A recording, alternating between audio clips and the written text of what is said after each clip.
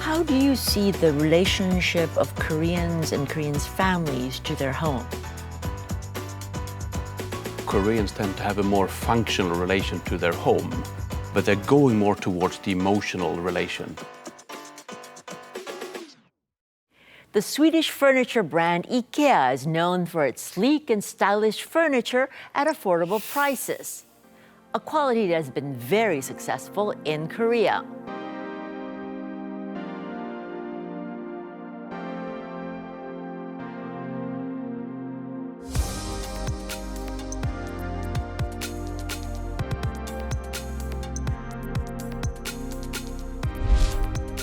In the about 10 years since it launched here, sales have skyrocketed, making Korea one of the company's fastest growing markets.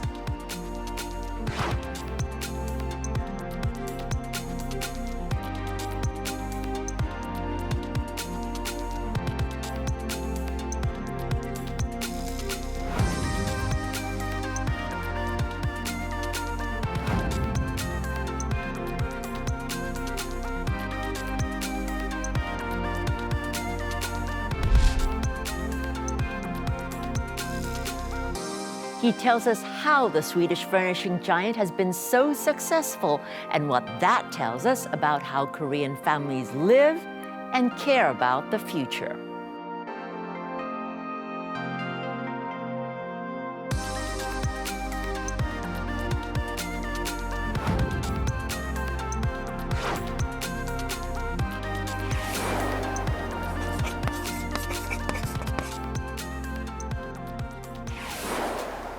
So, welcome, Fredrik, to the Globalists. Thank you very much for having me. I hear that IKEA is doing very well in Korea. So, what's the secret? How has it been so successful? I think there are a few reasons. I mean, one reason is the range itself, which is very much of a global range, and the way that the range of furniture. Of products, yeah, yes. Of products, yes. The way that we understand the local market, all the needs and so on, and how we use the range to show people how to work with their needs and dreams and frustrations. I think that is the base, that is a relevant range shown in a relevant way. Then on top of that, I believe that it's a lot of things how we do. I mean, it's about the affordability, it's about the sustainable angle, it's the design, it's all these kind of things, but especially showing that having a nice home doesn't have to cost too much. It's actually possible for everyone, and at the same time you can contribute to a better world. Now, one of the reasons I was a little surprised hearing how well IKEA is doing in Korea compared to other markets is that, you come from IKEA with boxes. You don't come with chairs and tables. It's a lot of do-it-yourself, putting it together at home.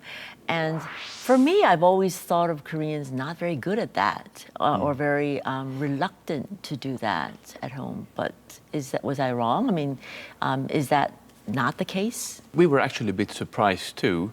We feel that the Korean consumer puts lots of emphasis on convenience.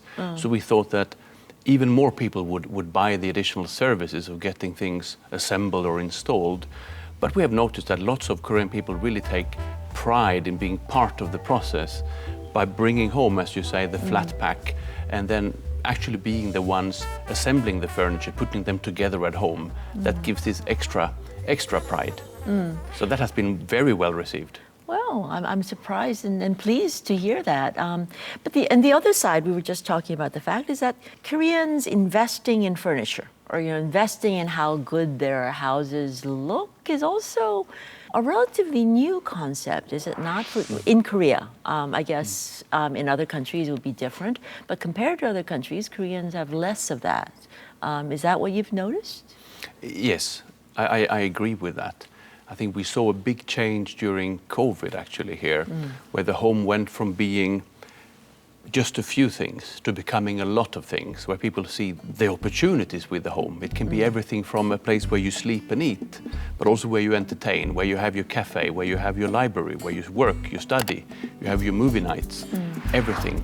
So we see a huge development when it comes to how the home is used and how people see their home. So the relation to the home is developing a lot. So how do you see the relationship of Koreans and Koreans' families to their home? I mean, some of the things that you've talked about, entertaining and all of that, it's not something that is very familiar to a lot of Koreans. But do you see this kind of trend and fashion changing? The trend is there, but it's still very clear that Koreans tend to have a more functional relation to their home. It's an investment to a large degree. It's something that you must have. But they're going more towards the emotional relation. If I take Western Europe, for example, you have a much more emotional relation to your home. It's your sanctuary. It's your little paradise. And we are a bit from that in Korea, but again, a very, very clear trend getting there. Slowly but surely. True. I mean, it is a different way of looking at your home. I think you're right that Koreans look at their home as a sanctuary more than as a place of entertainment and bringing people in. Now, the other aspect that makes IKEA unique is its sprawling showrooms. It's an experience to go to an IKEA showroom. Now, you have 4 showrooms in Korea at the moment. How are Koreans responding to that in-house experience? For us, it's very clear that the Korean consumer want to touch and feel, and they want to have that meeting with the amazing coworker in a yellow uniform. Then they might shop online, because of course we have the whole omni-channel specter. But to get that moment of coming, touching, feeling, of course people can buy a candle online. You don't need to touch and feel that. But as soon as it's about something a bit bigger, they want to have that confirmation. They want to touch and see, is it the right material? Is it for me? Does it feel right? Is the color really exactly the correct one? So I think from an inspirational point of view, it is really important to have those physical meeting points.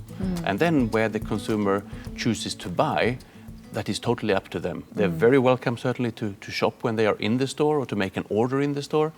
Or they go home, they think about it, and they choose one of our other channels to actually make the order.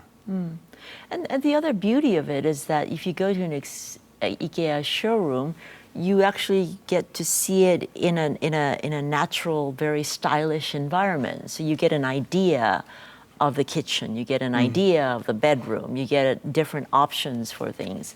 But we've also talked about how Koreans have a different perception of what they think their house is. Do showrooms in different countries, are they different, or are they a uniform style in which people get to see a different kind of way that furniture is used? I would say that they're very much different, because what we do when we enter a new market, and then after that we do it along the way as well, is to do lots of home visits. So we understand things like room sizes, number of rooms, who lives in the area where we open the store, what is their family situation, what is their income. And then we use our range to be as relevant as possible for the people that live close to the stores, which means that a store in Europe will be very different from a store in Korea. But also if you look at a store in Busan and a store in Seoul, they're also a little bit different. Not totally different, but a little bit different. So it's very much locally relevant. So no showroom looks the same. Could you give us an example of how something in a showroom in Gihung would be different from your showroom in Stockholm or in Busan, whichever is most relevant? If you look at Gihung, that is the store or the area that we have with the highest number of families with children, which means, for example, that we... Young children. Children living at home, including young children. That means that we will take a larger share of our store to show solutions for people living with children, because so many people living in the area that will visit us have that living situation. If you look at Stockholm, that you mentioned, we know that we have people living both in houses to a larger degree than we have in Gihung, and apartments. So we will have a different mix there. But it's also depending on the income, look at the demographic facts there. So for sure, big differences. And then as well, if you look at the size of the apartment, as we do more entertainment at home in Sweden, there will be more solution towards how do you do that? How do you set the table for 10 people? Whereas in Korea, we will not have as many tables for 10 people. shown in our stores here. It may be how do you organize different bedrooms so that everyone has their privacy but still has a place to come together, things like that. Sort of like a big family solution. Yeah, you can say when you say bedroom, it's quite interesting because in Korea, a lot of parents have their children with them in the bedroom until 7, 8 years of age. Yeah. So we show solutions for that. In Sweden, that is not the case. The child might come into your bedroom in the middle of the night, but they have their own room and that's where they sleep most of the nights. So the solutions we need to show then in the showrooms are also very different. Yeah. Another thing about Korean houses that we just talked about is that they're all heated by the floor, floor heated. Is that something you have to adjust to in terms of offering solutions? We have to consider it. That does not mean that you don't have a carpet and these kind of things, of course, because it's still a way to save energy. But yes, we take also that into consideration. And in Korea, basically 100% of the houses have floor heating, and that is not the case, to my knowledge, anywhere else that you have that kind of share of floor heating. Yeah, although it's becoming increasingly popular, I've heard, yes. We talked about the fact that it's things like the heated floor, which is totally the norm in Korea, is getting popular overseas. Are there other aspects of the innovative things that you do in Korea that have an impact on your global operations? I would say from a consumer point of view, Korea is in many ways in the lead. The consumer is putting lots of value on time and convenience, for example. They are having very high expectations. So from that point of view, that helps us worldwide, because if we can crack the code in Korea, that means that we can actually deliver very good solutions to the rest of the world.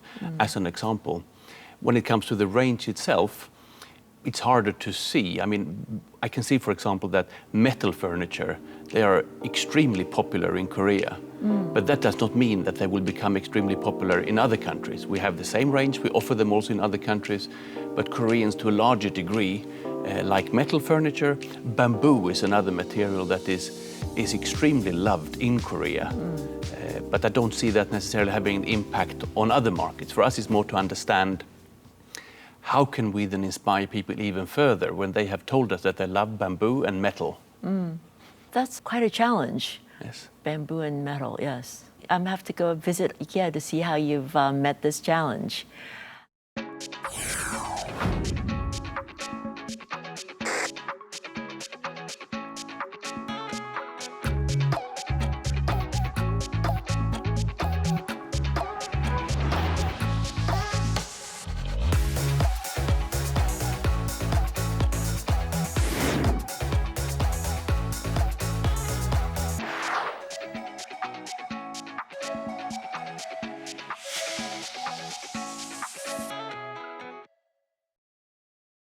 So Fredrik, not only do you manage and head all of IKEA's operations in Korea, but personally you have a deep connection with Korea, and it's gone back many, many years. So tell us a little bit about how you first came to know Korea. I came here as an exchange student for one semester almost 30 years ago. 30 years ago. Yeah. That was the first time I came in contact with Korea itself. And during that time, I met my wife-to-be as a student here. Yeah. And then, of course, I've been coming here many times over the years until I moved here then 6 years ago. But even 30 years ago, as a young graduate student in Sweden, choosing to come to Korea as an exchange student, I mean, why? It was very unusual. The reason at the time was actually my curiosity. Because we had been seeing Korean brands, end of the 80s, early 90s, there was always a question around quality. And suddenly we started seeing that the quality of Korean products started to go from a questionable level to a very good level. And those brands won awards about best customer service. And I tried to understand why and couldn't find any answers anywhere. So I thought, well, that is a good reason to go to Korea, to try to understand how to go from inferior quality to excellent quality and customer service in such a short time span. So I guess that was the main reason why I actually wanted to come to Korea. So In addition to making the most important discovery, which is meeting your wife, did you discover what was behind this quick move up in the ladder? Yeah, we had lots of learning. So this was a cooperation between the university I came to here and a number of the big chaebols at the time. So at least then we thought that we found a number of things, a number of reasons for how it was possible. One was certainly how to motivate or inspire coworkers to work for quality, for better quality. It was about clarity, it was about communication. But I think it starts with convictions from the top leaders, how they were really securing that this is where we need to go and finding a way to go there and not accepting no for an answer. Yes, the vision Yes. to head to a certain place. Yes. I guess they called it, it was a very big part of Korea's rise. But, all this kind of personal insight, your educational insight, intellectual insight, how does that help you head all this operations in Korea today? I think the most important thing when you go to a new country is to be open and to be curious. That you want to learn, you want to understand, and you don't come and believe that you have all the answers. No, rather come with the questions. You have 2 ears and 1 mouth for a reason. But the way it helped me, I guess, was that I had a head start because I was in some ways familiar with Korea, more as a tourist coming here than anything else, but I had a head start. I also had my wife who could answer many questions, of course, when I had questions about how things are working and so on. So it gave me a bit of a head start, but I think, again, the curious mindset is the most important factor. Yeah. Well, I know it's a little awkward, could be, but what are the kind of maybe advice or things that you bounce off your wife in terms, because furniture, home is a very family-oriented thinking and culture. Is there an aspect of your wife's wisdom that you use in your work? Oh, there are. I would say when it comes to a consumer mindset, when it comes to expectations from the Korean consumer, of course, she's one of them, even though she's been away for many years. But once you land back home, you're very fast into the way things work here. So that has been valuable. But also in terms of how we furnish at home, it's not so that just because I work for IKEA, I decide. Oh, so your house is not totally IKEA Oh, it's furniture? not totally IKEA. Okay. Not totally IKEA. That's a very solid IKEA base, but we also have traditional Korean design and these kind of things. I mean, we have, for example, in the living room, a lower table where you can sit on the floor. That is not something you would typically have with the IKEA range, that kind of table, just to give an example. Yeah. So it's always an adaptation to see what is it that we need to be able to lead the life that we want to lead here. And then we mix and match. Yeah, find the right collaboration between the two. Yes. Yeah. IKEA, when people think of IKEA, of course, the furniture, but they also think of Sweden. And Sweden has a very positive image in Korea. Has that helped your operations?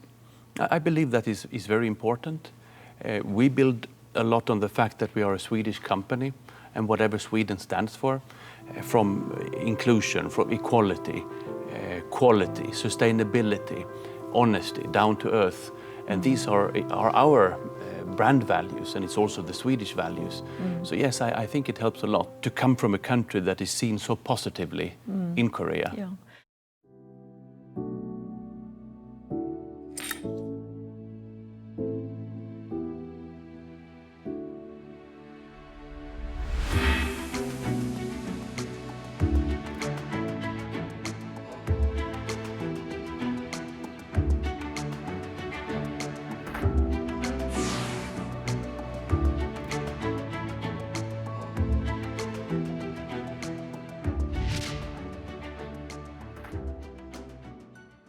The other aspect that I find very interesting about IKEA is it's the futuristic orientation in terms of sustainability, the materials that it uses, recycling, all of that.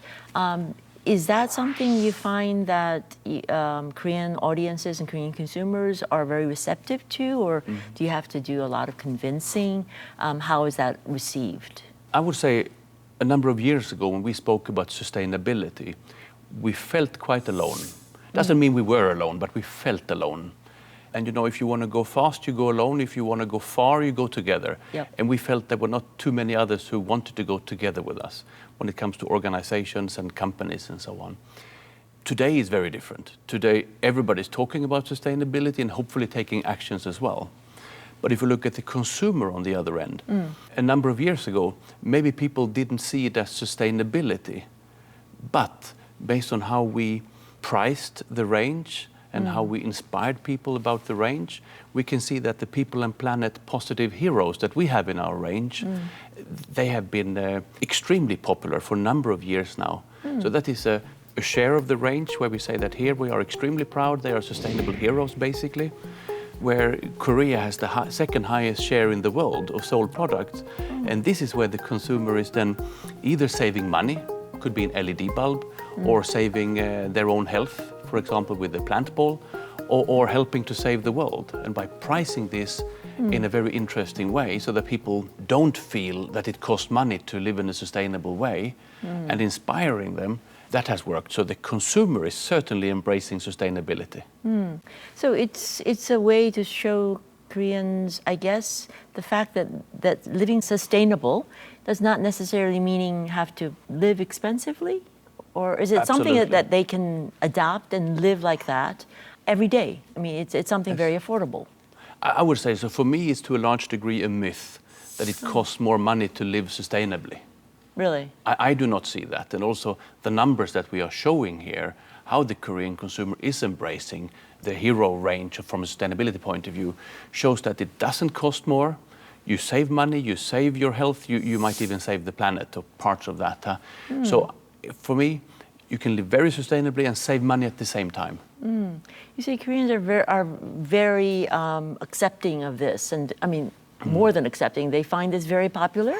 Was that surprising to you? For some products or some ranges, it was very surprising. I can take an example, that is the plant ball.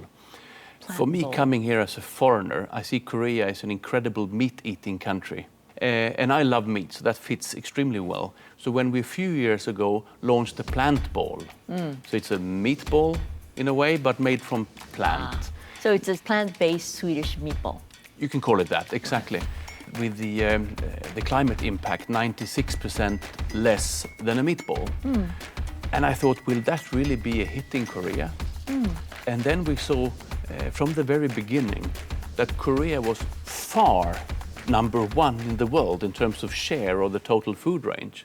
And not only there was no number two, no number three, Korea was there alone at that position. And that surprised me. And that was when we asked people, it was a lot, well, I think it's healthy for my child, or I think it's healthy for me. Then, of course, it didn't hurt that we priced it lower than the meatball. But it was that conviction that I believe this is healthy, this is good. And it tastes very good too. I mean, it shows a huge potential that being sustainable can also be very profitable as well.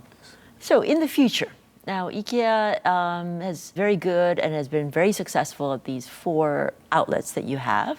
You are planning another, and where is IKEA going in Korea? What is important is that we are here to stay. We are here to invest. We're here to penetrate the peninsula in a stronger way, in a better way, to be more accessible.